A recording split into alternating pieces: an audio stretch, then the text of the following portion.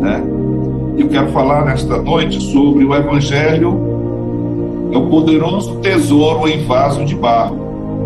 O Evangelho é o poderoso tesouro em vaso de barro. Verso 6. Porque Deus, que me disse que das trevas resplandecesse a luz, e quem resplandeceu em nossos corações para a iluminação do conhecimento da glória de Deus, na face de Jesus Cristo. Temos, porém, este tesouro em vaso de barro, para que a excelência do poder seja de Deus e não de nós. Em tudo somos atribulados, mas não angustiados, perplexos, mas não desanimados, perseguidos, mas não desamparados, abatidos, mas não destruídos, trazendo sempre por toda parte a mortificação do Senhor Jesus em nosso corpo, para que a vida de Jesus se manifeste também em nossos corpos. Obrigado, Senhor, pela tua revelação, que esta noite o Senhor tem tanto a nos falar pela tua palavra. Abre o nosso entendimento, que nosso coração, a nossa mente possa ser aberta para a revelação e compreender a altura, a largura e a profundidade do teu amor. Obrigado por cada homem e mulher que está nessa live, por quantos o Senhor tem abençoado, e que nesta noite cada família seja fortalecida e amparada por ti, para a honra e glória do teu nome.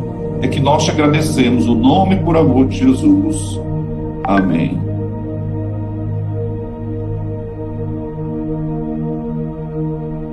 Esse texto bíblico é um texto muito interessante e retrata e reporta a uma prática antiga, onde os grandes e preciosos manuscritos, tesouros, eram conduzidos dentro de vasos para, de alguma forma, despistar os interesses, os interessados, os mercenários, e o precioso tesouro conseguir chegar ao seu destino final. No século passado, no início do século, o famoso e extraordinários manuscritos do Mar Morto, praticamente todo o Novo Testamento, foram escondidos por essênios ou outros povos nas margens do Mar Morto. Quase todo o Novo Testamento em vasos, né? Vocês sabem que a Bíblia não era de papel, a Bíblia era de cabra ou de pergaminhos, e a folha de folhas mínimos, que era uma planta de e eram quadros, o escriba, né, relatava, e eles embrulhavam e colocavam dentro do vaso, e ali conservava e também passava por gerações. Por isso é que um dos preciosos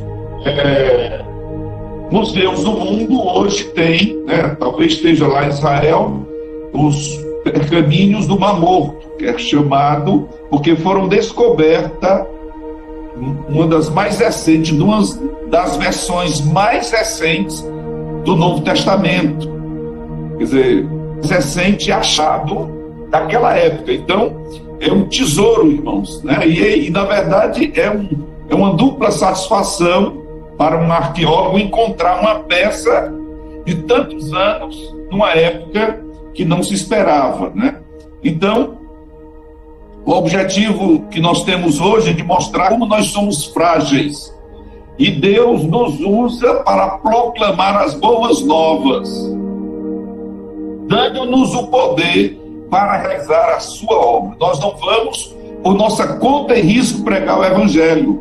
O que ele nos dá, ele diz: recebereis poder ao descer sobre vós o Espírito Santo, e ser-me-eis testemunhas, tanto em Jerusalém, e Samaria, e Judéia, e até os confins da terra. Esse, Mateus 28, versos 17 e 18, fala da grande comissão que nos fora dado, e do privilégio de nós proclamarmos essa mensagem gloriosa.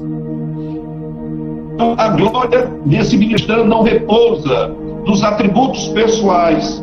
Eu não prego o evangelho porque eu sou um cara, eu estou em divindade, porque eu sou o cara.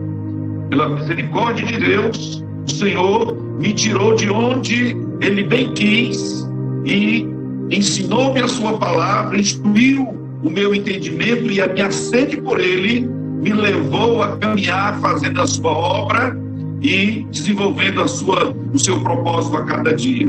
Então não são atributos pessoais, mas na proclamação do Evangelho é uma ação de Deus em Cristo realizando em nós. Primeiramente Deus faz em nós, para que a sua obra de misericórdia possa alcançar o coração do perdido, do aflito, do necessitado. Então, essa noite nós queremos refletir sobre a conduta do ministério de Paulo. Ele foi frágil, mas tinha um conteúdo como num vaso de barro.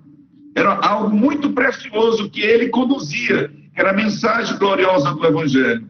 E, finalmente, da glorificação final deste vaso. Quem honra o Pai o honrará. Vivemos para o Senhor Jesus. E, de maneira soberana, nós podemos concretizar o propósito de Deus através de sermos vasos frágeis. E é um paradoxo com a realidade do conteúdo que nós transmitimos. O poder é de Deus, a excelência é de Deus, o milagre quem faz é Deus, e através do seu santo e glorioso Evangelho. Dava um nó na cabeça dos religiosos da época de Jesus. Como é que ele, não sendo um membro do Sinédrio, como é que ele, não estando no staff dos sacerdotes, ele pode pregar, ele pode sarar, ele pode repreender os demônios, se ele não tem autoridade dos religiosos? Jesus sempre fugiu a essas questões. Segundo o manual bíblico, Paulo provavelmente faz uma alusão a certo costume da corte romana. Já os romanos tinham esse hábito de conduzir as suas riquezas em vasos de barro para ressaltar o contraste com o conteúdo do recipiente. O vaso, por mais bonito, por mais extraordinário que seja, se ele estiver vazio, ele não tem valor algum. O que faz ele ser o que é se ele tem algum nardo, né? Uma joia, uma coisa preciosa em si. Também Mateus, ele afirmou que o Senhor poderia ter escolhido os anjos com suas forças para levarem aos outros homens o conhecimento da revelação de Cristo. Mas aprove a Deus escolher os ministros mais humildes e sujeitos às mesmas fraquezas os quais os homens têm. Desta maneira, toda glória vai para Deus e não para o vaso. E todas as vezes na história que nós vemos o vaso querendo roubar a glória de Deus, o vaso é quebrado. Quando você escuta, fulano de tal caiu. Caiu por quê? Queria tomar a glória de Deus. Queria achar que já era alguma coisa. Mas não é por aí. Nesse contexto, observamos também as siderúrgicas. As usinas siderúrgicas, elas usam o barro como recipiente para conter o fogo derretido pelo fogo na produção do aço.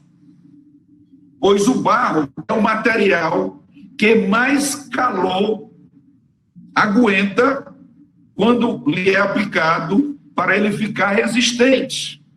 Então, por mais que o ferro seja duro, mas para ele chegar àquela aquele valor, ele passa pelo fogo e é exatamente a base que lhe sustenta, que lhe chega ao ponto, é exatamente o barro. Assim, somos nós, vasos de barro, né? Diga para a Larissa, você é um vaso de barro. Ruth, você é um vaso de barro. Levi, você é um vaso de barro. Nós todos somos um vaso de barro. E quanto mais passamos pelo fogo das provações, das quarentenas, quanto mais ficamos diante disso resistentes para aguentar e passar o precioso tesouro revelado em Jesus Cristo. Se alguém perguntar como você está passando, de que maneira você está, você diz, é Jesus que está fazendo isso. Qualquer coisa vai ser um leque de oportunidade para que você testemunhe da graça de Deus. Como bem foi falado aqui no início, ontem nós tivemos uma reunião maravilhosa dos casais da igreja e foi interessante, eu saí fazendo uma enquete, né, como é que estava essa quarentena, e foi muito legal ouvir os relatos, os momentos Castro com a família, né? Gente, tudo isso é depoimento que vocês podem compartilhar com familiares, com amigos de trabalho, que vocês não estão entrando no desespero desta época.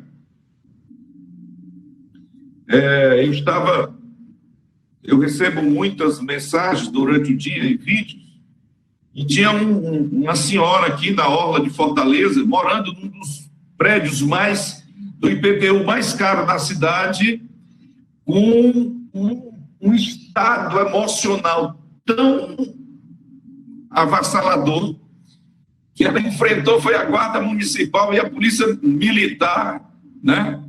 Que ela queria ir para a praia, né, e pegar sol, e eles ficaram querendo botar ela para casa, e eles viram foi uso, né? Tal estado que as pessoas estão, né, de aflição, de angústia, de tanto tempo dentro de casa. E o que nos faz entender esse momento e até aproveitar esse momento para estar com os nossos filhos, com a esposa, né, da gente fazer coisas que a gente, né, não fazia. Ontem saiu aqui uma rodada de pastel aqui em casa, e o Marcelino, nem seja por isso, aqui também tem pastéis e tem pipoca, né? E a nossa gravidinha aí, a Catarina, bichinha ficou só na saudade do pastel, né, Catarina? Não sei nem se deu certo o Tomás arranjar. Mas é assim, a gente vê que todos os momentos nós temos oportunidade de revelar a Cristo, a esse mundo, né? Em primeiro lugar, vamos voltar ao texto e vamos falar sobre a mensagem preciosa em vaso de barro. Por que é que essa mensagem ela é preciosa? Vamos voltar ao capítulo 4 e verso 1 de 2 Coríntios. Quando Paulo diz assim, pelo que, tendo esse ministério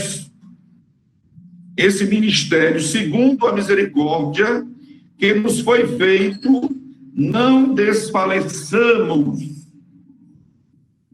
Esta mensagem, ela é algo de um valor incalculável. Paulo está ciente de que o ministério cristão é uma realidade segundo a misericórdia de Deus. Não é segundo a vontade do pastor, do diácono, do presbítero ou da irmã do círculo de oração. O resultado que Paulo aqui está trazendo para nós ele enfatiza que ele, como apóstolo, ele fora perseguido ou perseguidor, primeiramente do evangelho. Ele esteve dos dois lados da fronteira. Ele esteve contra Cristo e agora estava lutando por Cristo. Paulo afirma que não se utilizava dos argumentos ou também de truques ou sutilezas ou manipulações, ou adulterar a palavra de Deus para dizer o que esta verdade tem que ser dita. Pelo contrário, ele estava a cada dia levando essa mensagem rica e poderosa ao coração daquele que crê. A sua conduta ministerial de Paulo, foi pautada na convicção da presença de Deus, pois é Ele quem julga todos os atos dos obreiros, que capacita, que orienta, que dá toda a dignidade, e que os opositores de Paulo criticavam a ele, porque não entendiam como era que o homem que tinha gozado da mais alto privilégio do Sinédrio agora se voltava contra ele. O apóstolo defendeu também argumentos sobre o problema de não estar encobrindo o evangelho. Ele não estava escondendo o evangelho, mas ele estava trazendo o evangelho para que pudesse ser revelado ao mundo. Mas o mundo estava cego, porque Satanás promovia essa cegueira espiritual quando ele diz: o Deus deste século está fazendo com que os incrédulos não compreendam a mensagem. E será, se não é diferente nos nossos dias? A cegueira de Satanás opera a fim de que não resplandeça a luz do evangelho da glória de Cristo, a qual é a imagem de Deus. No último Adão, Cristo. A mensagem do apóstolo é simples. Ele não trata de si mesmo, mas do Cristo crucificado. O Cristo que esteve morto, mas eis que ele vive pelos séculos dos séculos. Escândalos para os judeus, loucuras para os gregos. Mas por meio desta mensagem, Deus, desde o princípio, possibilitou a nova criação e que o pecado do mundo fosse retirado, fosse reprimido, fosse mudado, porque Cristo é que nos transporta do império das trevas para o reino do Filho do seu amor.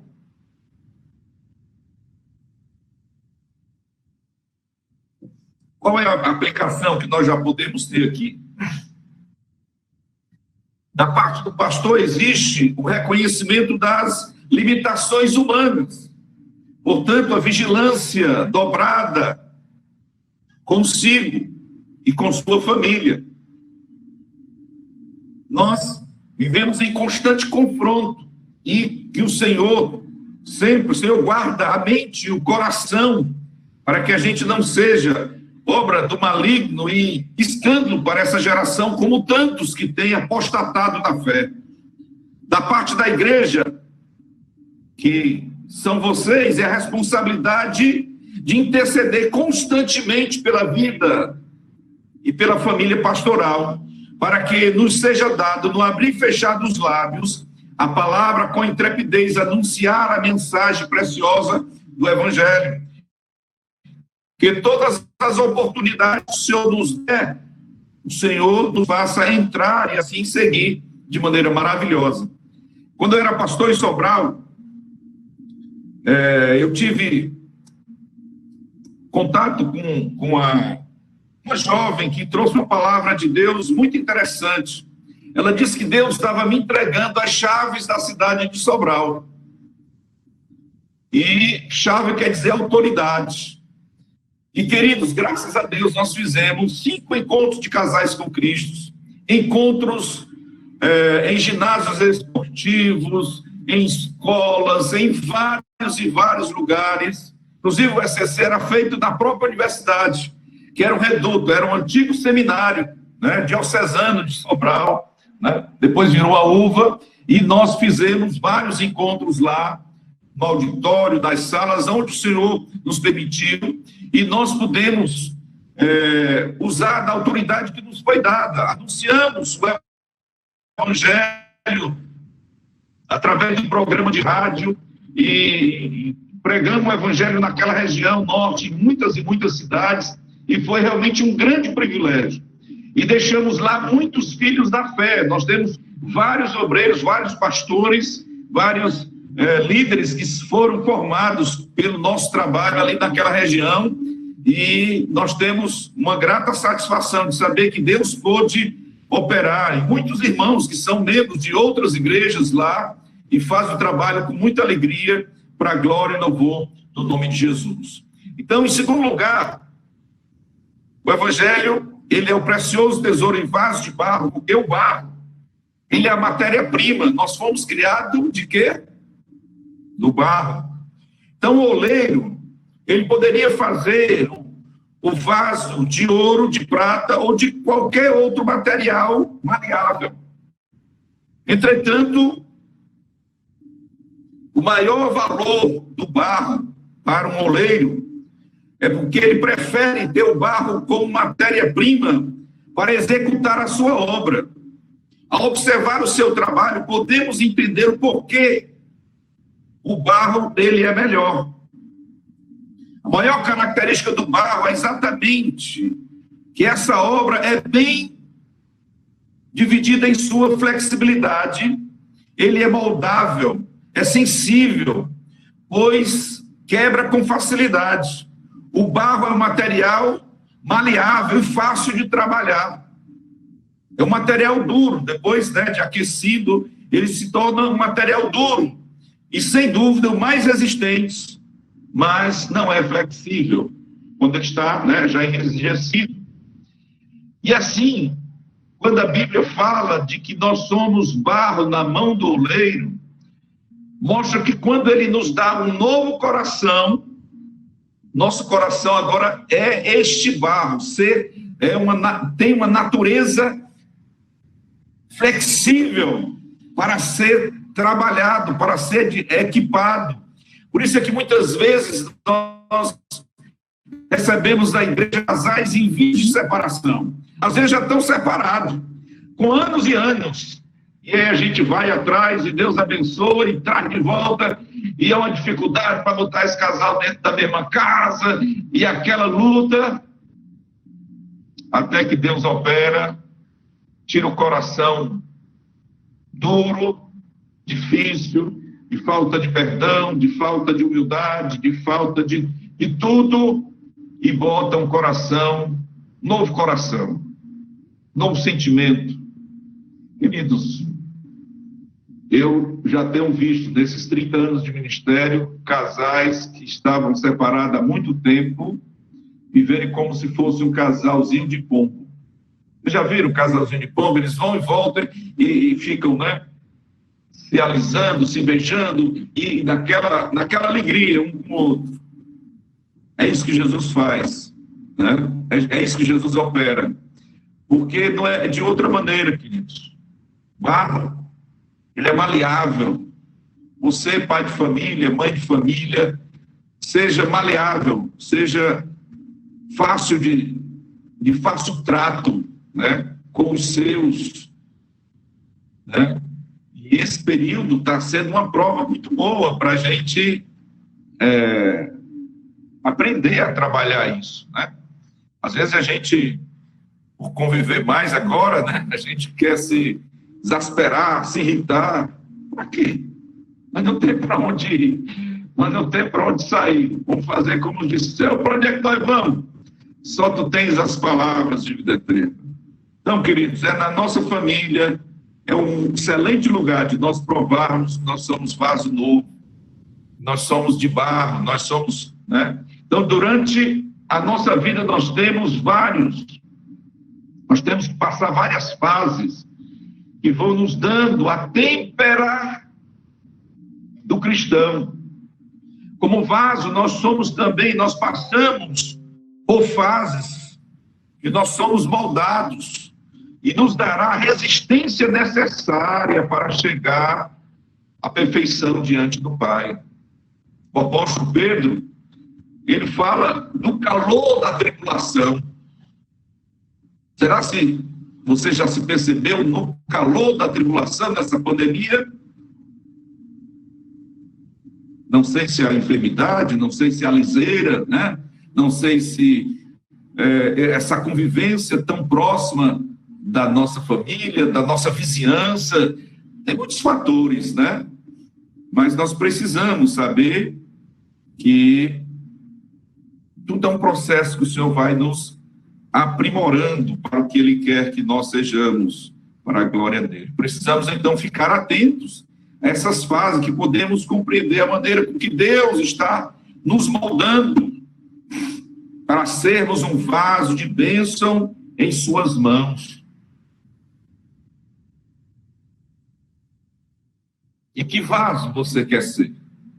O vaso que está, né, ali na prateleira, tem outro ali no criado,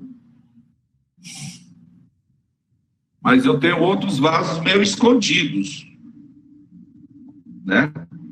E aí tem gente que, por não dar um bom testemunho, tem que ficar escondido, ficar distante. E Deus não quer isso para ninguém. Ele quer, viste o meu servo, Júnior, viste ali o meu servo Názaro, viste a minha serva Tânia, viste a minha serva Fátima, olha ali, a minha serva Vila. Deus quer se orgulhar de nós, irmãos. Terceiro momento desse texto, nós vamos ver o vaso na mão do oleiro. Vamos voltar aqui à Gênese, como é que nasce um vaso, né? Vamos só, parece que Isaías 64, verso 8, diz assim: mas agora, ó Senhor, Tu és o nosso Pai, e nós o vaso, e Tu o nosso oleiro, e nós obra das Tuas mãos. Então aqui o profeta Isaías mostra quem é quem. Deus é o Pai, né? Nós somos o vaso, o barro, Tu és o oleiro. Quem trabalha na vida da gente, quem cuida dos mínimos detalhes e que encaminham para que as coisas cheguem no que é de ser, é o Pai, é Deus. E todos nós, obra das Tuas mãos. Nada, irmãos, acontece por acaso. Nós estamos sendo preparados para grandes desafios, né? Virão dias muito difíceis pela frente. O anticristo há de se manifestar. E ele vai chegar numa época de um caos muito tenebroso. Ele vai trazer respostas. E ele vai cercear a nossa liberdade. Ele vai cercear a nossa comunicação. Ele vai pastorar tudo que palavra que se diga. E está sendo já tudo encaminhado, né? Quem já leu, já viu alguma coisa sobre os 5G, é alguma coisa desse tipo, né? Jeremias também, 18 e verso 6, diz, assim diz o Senhor: eis que como barro na mão do oleiro, assim sois vós na minha mão, ó casa de Israel.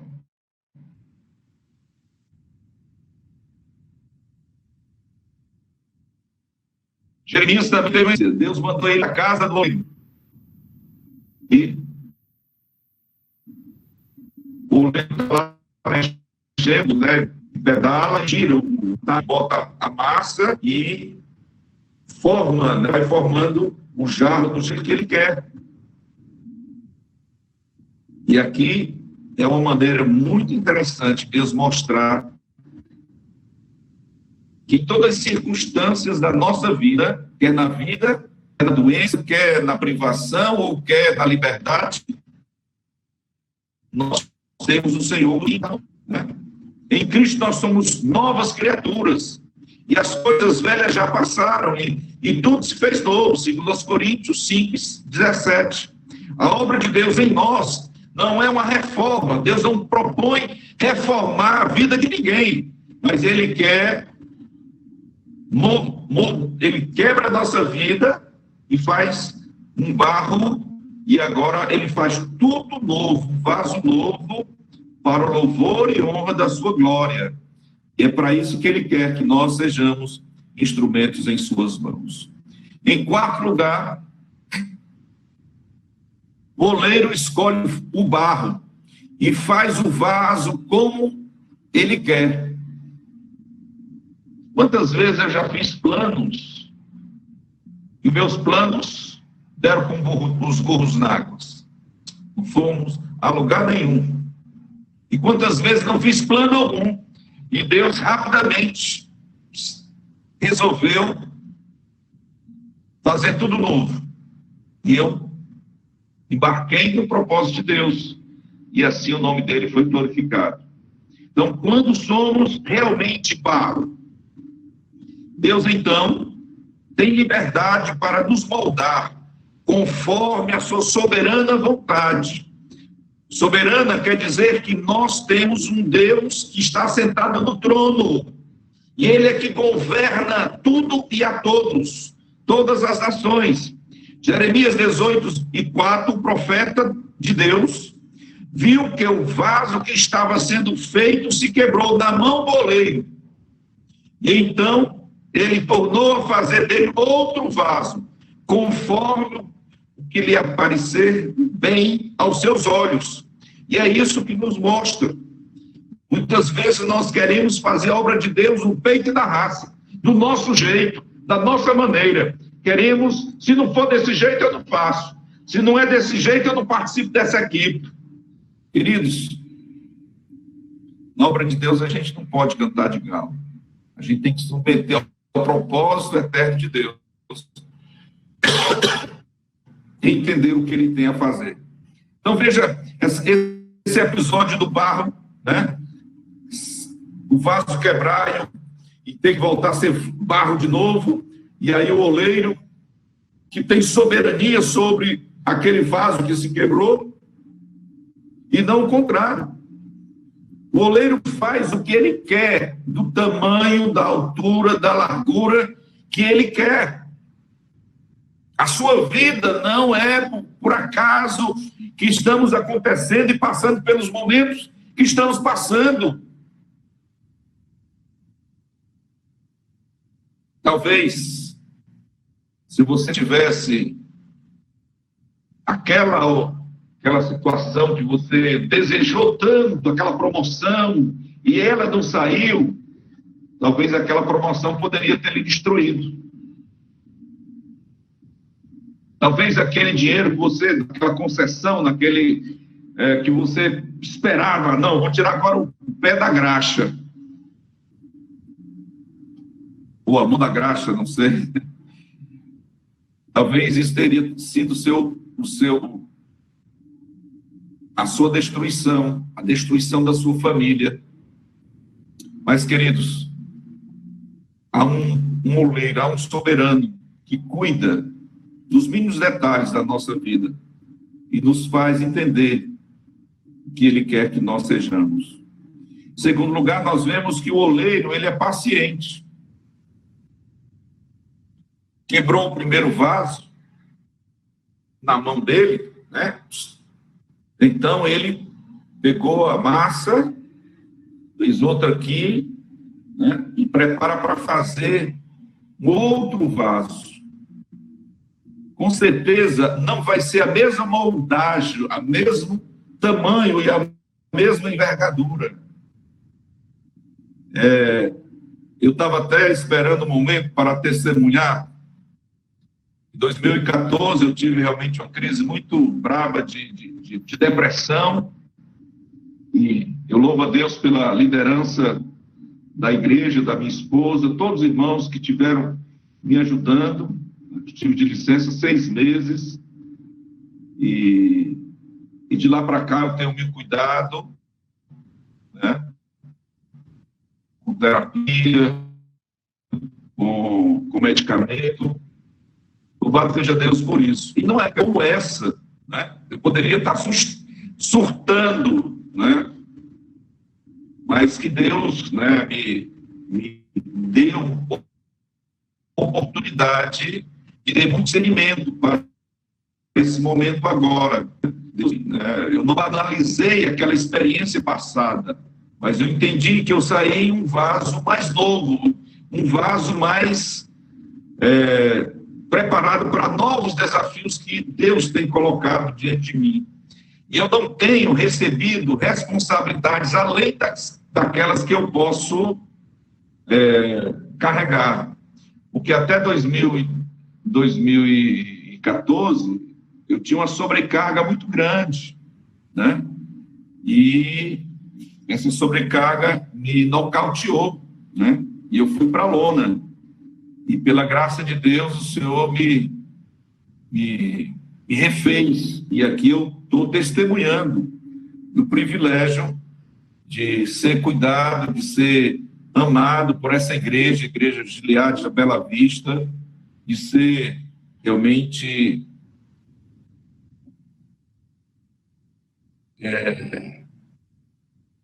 de ter oportunidade, né, de ser um novo pastor para vocês, né? Não sei se exatamente aquilo que vocês esperam que eu seja, mas eu tenho aprendido também que eu não posso fazer mais do que eu posso fazer. Parece uma redundância, mas eu tenho crescido, né, como pessoa, tenho valorizado cada vez mais a minha família e tenho procurado, né, investir e abençoar a vida da minha liderança, que foi quem pôde estar ao meu lado, todo aquele, com certeza, vai passar, e que todos foram muito famosos, muito, graças a Deus. Outro aspecto do Oleiro, além dele ter a soberania, também o oleiro, ele não desistiu do barro. Como Deus não desiste da gente, irmãos.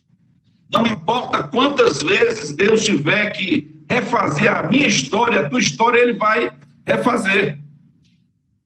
Quantas vezes nós precisamos, lógico que por causa da dureza do nosso coração, da resistência da nossa alma, muitas vezes nós vemos como um filho pródigo que estava dentro da casa do pai, mas precisou ir sair, gastar a sua herança e depois voltar quebrado, arrependido e humilhado, e assim o pai recebeu de braços abertos. Então,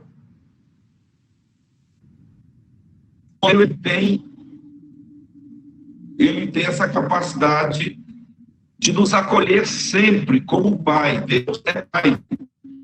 E Ele está sempre pronto para nos ajudar a encarar o dia mal. E depois Ele diz, Ele vai dizer, olha, você não tem jeito, ninguém nem quer você, mas é mentira.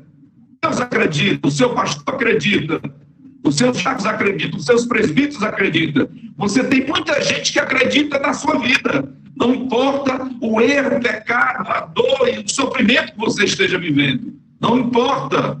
O importante é que a gente corra para os pés de Jesus e peça ajuda, e peça misericórdia.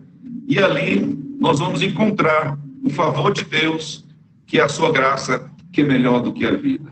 Em quinto lugar, nós vemos a fragilidade do barro. Né?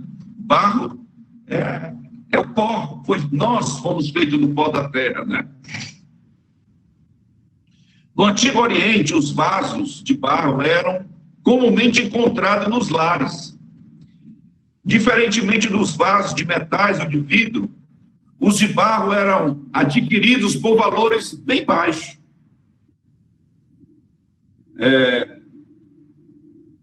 Era muito baixo e quebravam com facilidade. Do mesmo modo, a mensagem de Deus são frágeis. O que está dentro, né, do vaso é o tesouro, irmãos. Há uma preciosidade. E é bem provável que não chame a atenção do mundo.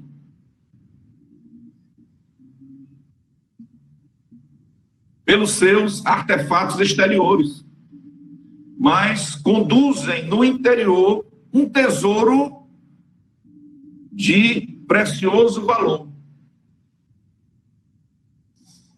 Cada 10 dias, mais ou menos, uma semana, 10 dias, eu vou lá no meu pai. E a última vez que eu levei a ceia para ele, eu sempre gosto, meu pai está entrando no processo de Alzheimer, com 86 anos, eu gosto sempre de lembrar, papai, você foi o primeiro da nossa família que creu, papai. Glória a Deus. E ele creu, irmãos, embriagado. Meu pai estava à busca de uma pessoa vil. O meu pai estava completamente enfermo, que ele desinchou 15 quilos. Tal a situação que ele se encontrava. E ele glorifica a Deus. E sabe o que foi que aconteceu? Quando o meu pai creu, ele tinha um irmão no seminário da Prainha, no 8º ano. E o irmão dele comprou a Bíblia católica para dissuadir o papai, né, da mentalidade evangélica. E não conseguiu. E eu estava lembrando que, com muita tristeza, esse meu tio largou a batina, fez engenharia agrônoma e morou em várias cidades do interior com a sua família, depois voltou aqui para Fortaleza e com 46 anos ele teve um infarto e morreu. E eu estava lembrando que hoje a esposa e os filhos é uma calamidade. Tem um neto que é uma coisa terrível com as drogas. E tudo que tinha dentro de casa, ele vende, leva para a boca de fumo, e uma coisa destrutível. Né? E é lamentável a situação, que era uma das famílias que poderia ser uma das mais promissoras, mas por não querer Jesus, infelizmente, sem comentários. Mas vamos em frente.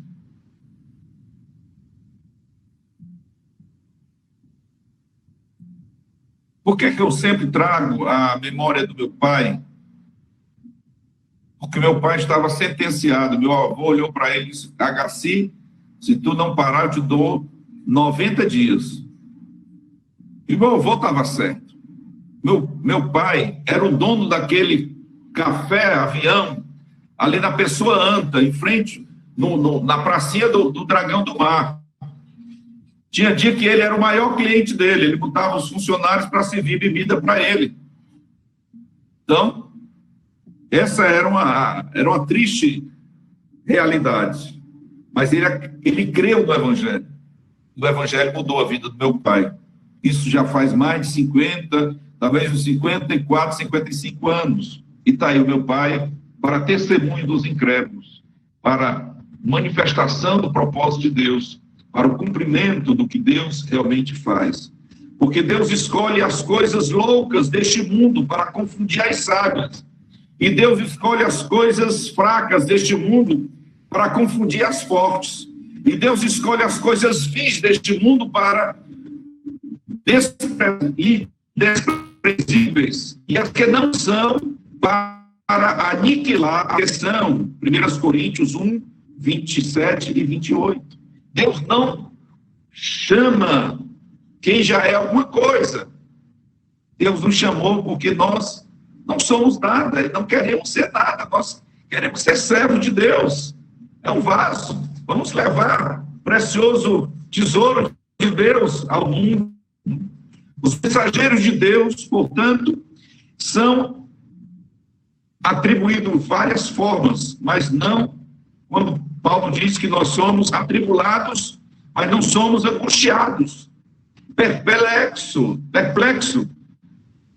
mas não desanimados, perseguidos, mas não desamparados, abatidos, mas não destruídos. Então aí, no texto que nós lemos, ao contrário do que defendem determinados segmentos evangélicos, a vida cristã especial, a dos obreiros, não é isenta de sofrimento. Nós passamos pelo fogo da tribulação, do sofrimento. Há muitos obreiros que são incompreendidos, não pelo mundo, mas também pela própria igreja. Os pastores levantam a mão de pastores, às vezes esquecem os pastores e eles são realmente totalmente destruídos. Isso é lamentável, mas a gente tem que denunciar esse tipo de coisa. E Paulo destaca aqui as circunstâncias desesperadas que foram além das suas forças, porque na igreja, no 2 Coríntios, várias pessoas estavam se levantando contra ele. Mesmo assim, ele não desanimou, pois os mesmos momentos solitários, ele tinha assistência de Deus, segundo Timóteo 4, 16 a 18. Então, diante disso, de todos esses dias, a exposição da morte por causa do evangelho. Os judeus perseguiam, massacravam e procuravam de todas as formas impedir que as obras de Deus se cumprissem através da vida dele. Como disse aos crentes de Roma, por amor de ti somos entregues à morte todo dia, somos reputados como ovelhas para o matador. Romanos 8, 36. O apóstolo regozijava-se. Com o que ele se alegrava?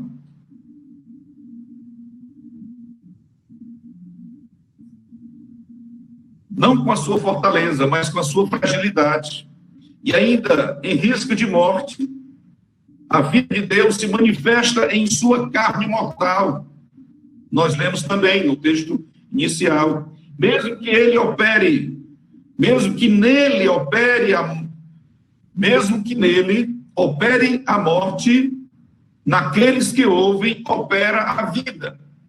Ainda que Paulo esteja correndo risco de vida, quem ouvia a mensagem através de Paulo recebia vida. E quantas vezes Paulo estava dentro de grandes de prisões fétidas, mas ele dizia: eu posso estar preso, mas o evangelho não está preso a esse local, porque há muitos que levam a mensagem gloriosa do evangelho de nosso Senhor Jesus Cristo. O apóstolo também aponta que o fundamento do ministério está nas marcas de Cristo, por meio das quais é demonstrada a identificação do cristão com o Senhor. Paulo diz: eu levo em mim as marcas de Cristo. E eu lhe pergunto: que marcas de Cristo você tem para apresentar ao mundo? Paulo tinha, com certeza, por ser tantas vezes algemados, tantas vezes chicoteadas, tantas vezes maltratados. Hoje não temos muitos essa questão física, mas na memória, né, há outro tipo de violência que muitas, né, nesse longo da jornada, nós sofremos muita violência. Mas em Cristo nós temos a certeza de que Ele nos garante a sua vitória. Pois temos tesouro, nós temos o tesouro em vaso de barro. Quando o vaso estiver pronto, então o Senhor enche com o seu poder e daí estará preparado para ser usado na obra de Deus. Você quer ser usado na obra de Deus? Como anda a sua vida? Como diz o pastor Alisson, saudosa memória, tinha uma música que ele usava e a gente até usava para fazer serenata nas idas de 80, de 90, dizia assim: como vai a tua vida, como vão teus sentimentos, como Deus pode ajudar você, como Deus em sua vida estará participando, como estás, será que podes responder? Deus nos fez para sermos plenos de amor e de alegria. E aí, ele continua falando dessa importância de que a mensagem seja levada, mas se o vaso estiver rachado, o líquido que é colocado, ele vaza. Então a gente precisa ter uma vida consagrada ao Senhor, porque Ele vai, né, trabalhando e aperfeiçoando a nossa vida para a glória de Deus. Vamos ver aqui, em sexto lugar, glorificação dos vasos. Olha, isso aqui é importante. Por que é importante? Apesar dos sofrimentos, a fé de Paulo existe baseada na certeza da ressurreição dos mortos. Paulo não havia presenciado a ressurreição de Jesus, mas ele havia, em espírito, se encontrado com Jesus lá no caminho de Damasco. Ele sabia que esse Jesus agora era ressurreto dentre os mortos. Então, é antagônico que determinemos esse ministro nos dias atuais, fundamentado em sua atuação nas glórias de receber coisas aqui na terra. A teologia da prosperidade promete coisas para aqui e para agora. Isso é muito pequeno, meu irmão. Se só para onde nós vamos, as ruas são de ouro, os muros são de jaspe. Então, o cordeiro é que ilumina. Então, meu amigo, é glorioso, é coisa do céu mesmo. Então,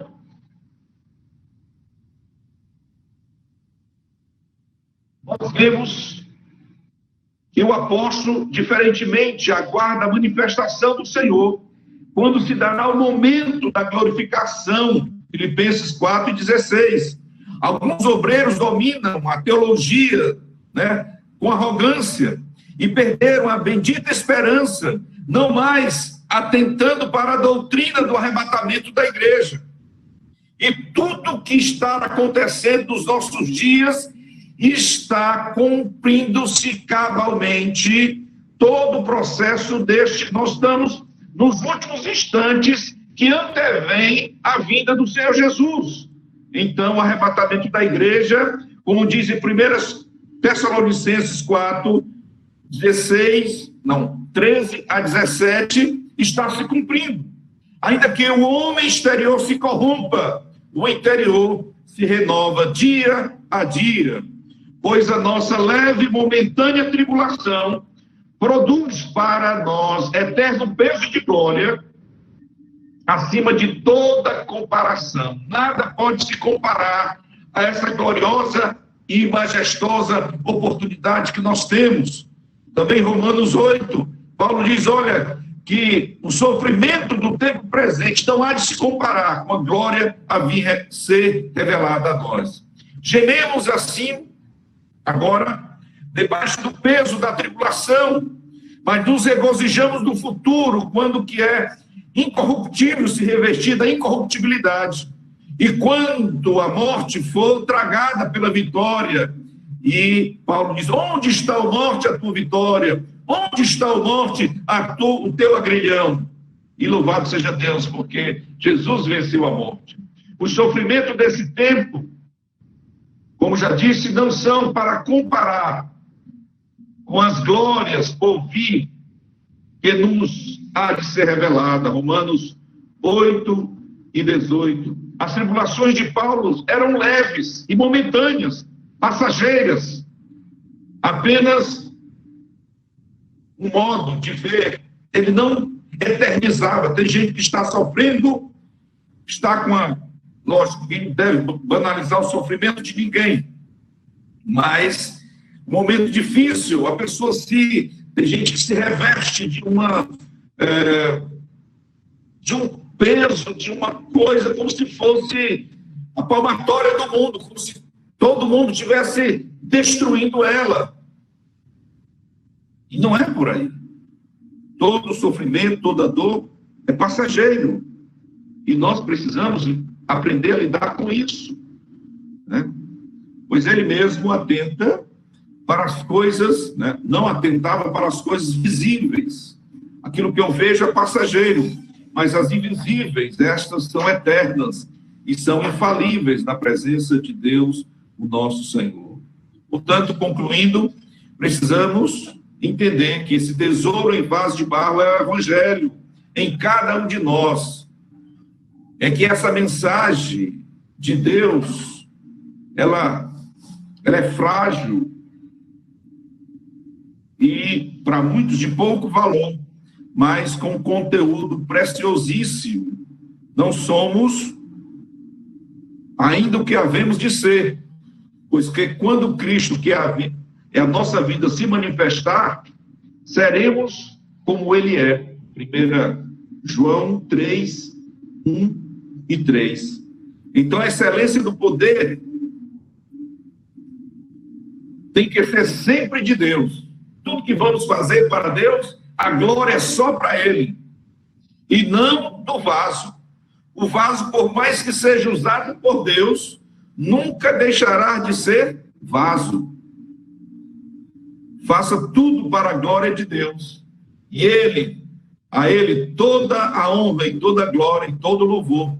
Portanto, como nós cantamos o hino 304 da harpa cristã, desprezando toda dor, eu vou a cantar, e o Calvário ao pecador sempre apontar. Flechas transpassaram-me, padeci grandor, mas Jesus, minha luz, fez-me vencedor. A face adorada de Jesus verei, com a grei amada, no céu estarei, na mansão dourada, hinos vou cantar, a Jesus, minha luz, que me quis salvar. Que maravilha, irmãos, nós refletirmos essa palavra e sabermos que ela é poderosa para salvar a vida de pessoas que foram transformadas por ela também, e que ainda não foi, poderá receber de Deus essa mesma oportunidade de ser transformado. Baixa a sua cabeça e vamos orar nesse momento. Amado Jesus, toda a honra e toda a glória te pertence. Queremos nesta hora agradecer pela oportunidade tão rica e tão preciosa em que teu Espírito tem falado aos nossos corações da excelência do poder que em nós opera, do Evangelho, que é boas novas, boas notícias, para levar ao coração de todo aquele que crê, que a igreja do Senhor Jesus, que o teu povo, que se chama pelo teu nome, que possa estar nesta hora conectado conosco, possam entender e render-te graça e se lançar aos teus pés, para que o Senhor faça maravilhas, Senhor, nesse momento bendito e maravilhoso. Tu tens contemplado os momentos de sofrimento, de dor, de inquietação de cada um de nós, mas Tu és o Deus presente, Tu és o Deus Emanuel, Tu és o Deus que faz coisas grandes e tremendas, e nós aguardamos a bendita esperança que há em Cristo Jesus, o nosso Senhor. Graças te damos, pois nós choramos, bendizemos o nome de Jesus, e o povo de Deus diz amém. Deus abençoe, queridos, na paz do Senhor Jesus.